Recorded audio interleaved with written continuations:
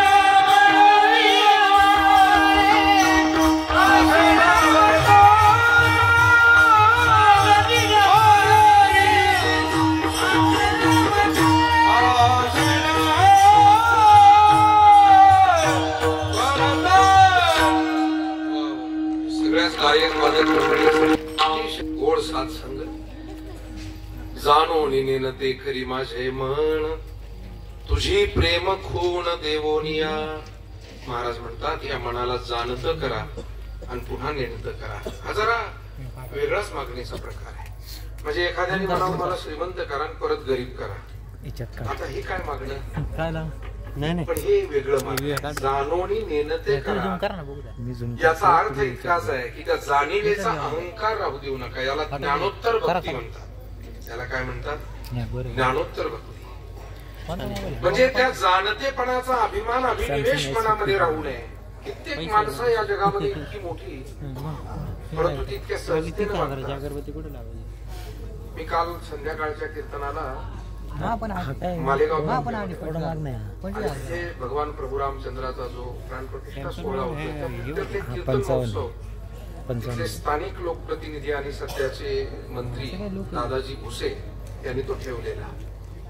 मला खूप कौतुक वाटलं त्यांच्या त्या एकूण नियोजनाचं, आयोजनाचं. जो आहे ना एवढा मोठा समारंभ त्या व्यक्तीच्या पुढाकारातून कुठे त्यांनी त्यांचा फोटो लावला नाही. लेटेस्ट व्हर्जन पत्रिकेत कुठेतरी सगळ्या वारकऱ्यांच्या खाली नाव.